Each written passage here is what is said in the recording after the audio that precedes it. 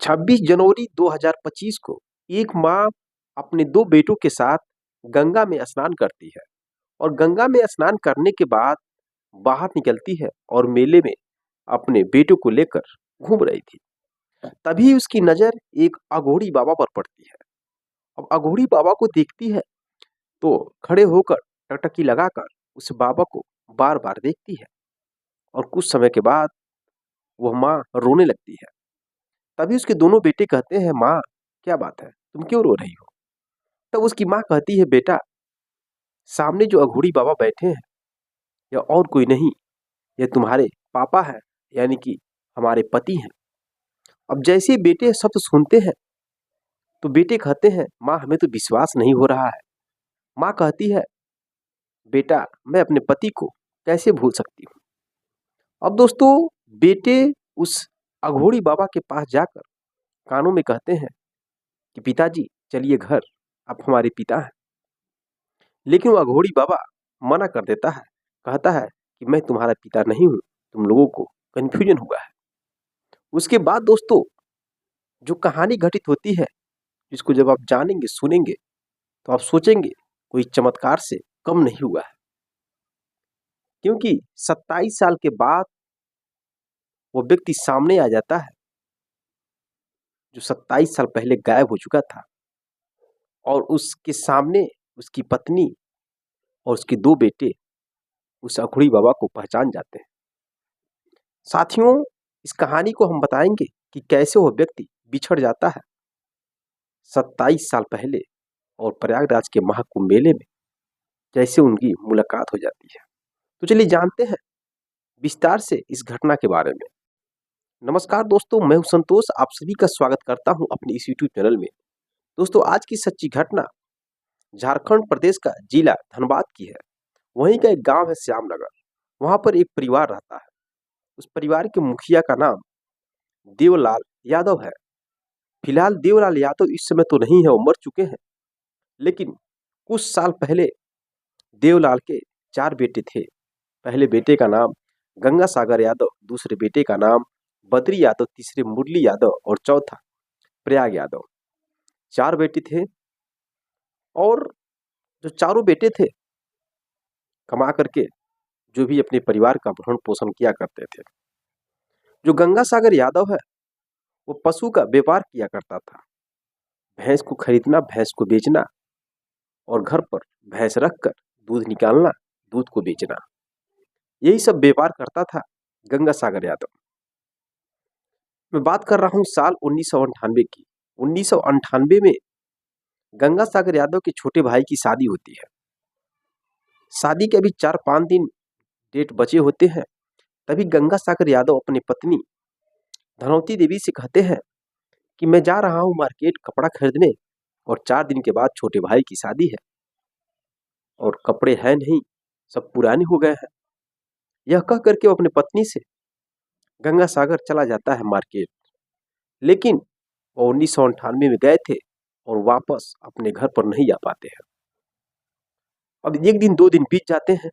उनके परिवार वाले परेशान हो जाते हैं। पहले तो सोचते हैं कि शायद किसी व्यापार के सिलसिले से कहीं गए होंगे और फिर आ जाएंगे। जैसा कि जो भैंस को बिजनेस करते थे तो लोग भैंस को लेकर बेचने के लिए दूर दूर जाया करते थे। कई कई दिन तक वो गायब रहते थे।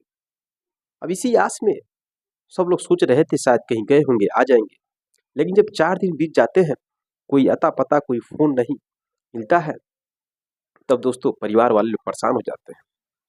अपने दोस्तों के माध्यम से, उनके जो भी दोस्त हैं उनके माध्यम से सभी लोगों की तलाश करना शुरू कर देते हैं। लेकिन कहीं भी गंगा सागर यादव का पता नहीं चलता है। फिर उसके भाई और उसकी पत्नी जाकर पुलिस थाने में गुमशुदा का रिपोर्ट लिखाते हैं। पुलिस भी तलाश करती है लेकिन कहीं भी गंगा सागर यादव का पता नहीं चलता है। अब कुछ दिनों के बाद मालूम चलता है कि गंगा सागर का एक दोस्त है जिसका नाम राजकुमार गोसाई है, वो भी घर से गायब है। अब ये सोचकर कि दोनों दोस्त हैं, दोनों गायब हैं, इस वजह से सोचने लगते हैं कि दोनों शायद एक ही साथ कहीं गायब हो गए हैं, कहीं चले गए हैं। पुलिस बहुत छानबीन करती है, जगह जगह फोटो लगा दिया जाता है, लेकिन कहीं भी गंगा सागर यादव का पता नहीं चलता है।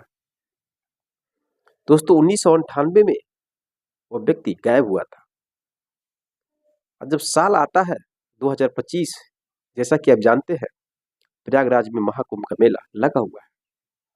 अब 26 जनवरी को जो कि झारखंड का जो जिला धनबाद है, वहाँ का जो श्यामनगर गांव है, वहाँ के रहने वाले लोग प्लान बनाते हैं प्रयागराज के महाकुंभ मेले में आने के लिए। तो उसी में जो धनौती देवी है, उसके दो बेटे होते हैं। जब उसका पति गंगा सागर यादव गायब हुआ था, तो उस समय उसके पेट में एक 4 साल का बेटा भी था और एक बड़ा बेटा पहले से था। बड़े बेटे का नाम कमलेश और दूसरे बेटे का नाम छोटा वाला, जो कि गायब होने के बाद पैदा हुआ, विमलेश यादव। अब माँ अपने दोनों बेटों को लेकर प्रयागराज के महाकुंभ मेले में आती है। उसके गांव के लोग भी होते हैं। कमलेश और विमलेश की उम्र लगभग 27-28 साल इस समय है। अब आते हैं लोग, गंगा में स्नान करते हैं और 26 जनवरी 2025 को गंगा में स्नान करने के बाद मेले में घूमते हैं लोग। मेले घूमने के बाद अब जब घर आने की तैयारी करते हैं, तभी प्रयागराज का जो थाना महावीर जी, वहां पर जब पहुंचते हैं लोग, तो धनौती देवी एक अघोरी बाबा को देखती है और उसको टकटकी लगाकर देखने लगती है।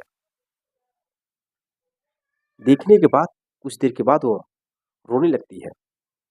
तभी उसका बेटा कहता है, माँ क्यों रो रही हो, क्या बात है? तब उसकी माँ कहती है, बेटा कहानी बहुत लंबी है। सामने जो बैठा है साधु बाबा, अघोरी बाबा, यह और कोई नहीं, यह तुम्हारे पिता है, हमारे पति हैं। बेटा को विश्वास नहीं होता है। बेटा जाकर उनसे कहता है, पापा घर चलिए, आप 27 साल से गायब हुए थे। जो उसका बेटा छोटा विमलेश होता है, वो कहता है, जब आप गायब हुए थे तो मैं माँ की कोख में था 4 महीने का, और हम लोग तरस गए आपके लिए, आप घर चलिए। दोस्तों वहां पे जो उसके साथ लोग आए थे, सब लोग इकट्ठा हो जाते हैं, काफी भीड़ जुट जाती है। कुछ लोग उसका फोटो खींच करके उसके गांव पर भेजा जाता है, उसकी उम्र के जो भी दोस्त थे पहचानने के लिए। तो सब लोग कहते हैं वही है। अब धीरे धीरे भीड़ जुट जाता है, मौके पर पुलिस भी जाती है, लेकिन वह अघोरी बाबा मानने के लिए तैयार नहीं था कि मैं वही गंगा सागर यादव हूँ, यानी कि धनौती देवी का पति हूँ, जो 1998 में गायब हुआ था। अब इसी पे बहस छिड़ जाती है। पुलिस आती है, पुलिस वाले कहते हैं उसके बेटे से, शायद आप साधु बाबा के कान में कहिए, अगर पहचानते हैं जानते हैं तो आप लोग के साथ जाएंगे। अब माँ बेटे सब लोग उस अघोरी बाबा से कहते हैं, तो अघोरी बाबा मानने के लिए तैयार नहीं था। वो कहता है कि मैं तुम्हारा पति नहीं हूँ, तुम्हें कुछ गलतफहमी हुआ है।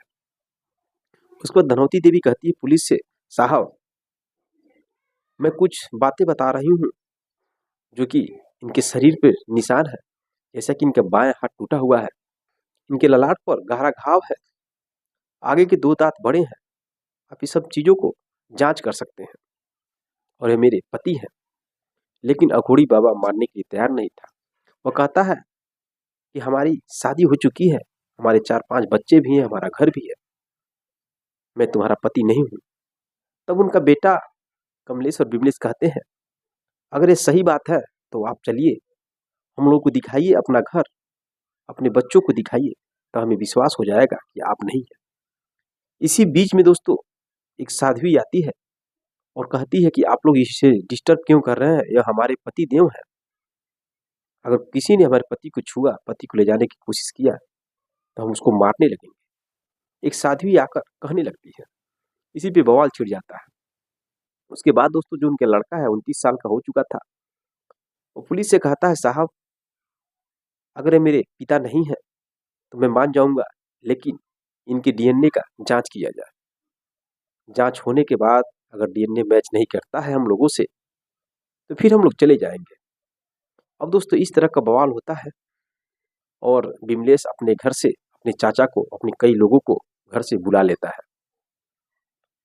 अब पुलिस वहां पे मौके पर होती है, सब कुछ लिखा जाता है। लेकिन दोस्तों डीएनए अभी जांच हुआ नहीं है, आगे क्या होगा क्या नहीं होगा। लेकिन अगर 27 साल पहले गायब हुआ व्यक्ति इसमें मिल जाता है, उन बच्चों को, उन औरत को, जो माँ अभी भी सिंदूर लगाती है अपने पति के आस में, तो यह कोई चमत्कार से कम नहीं होगा। दोस्तों, फिल्मों में बहुत सारी कहानियां सुनी जाती है, देखी जाती है, लेकिन अगर सच में डीएनए जांच होता है और वो साधु बाबा ही उस महिला का पति निकलता है, तो एक बहुत ही अनोखी कहानी होगी। फिर दोस्तों, आगे क्या होगा, जैसा होगा मैं अपडेट आपको बताऊंगा।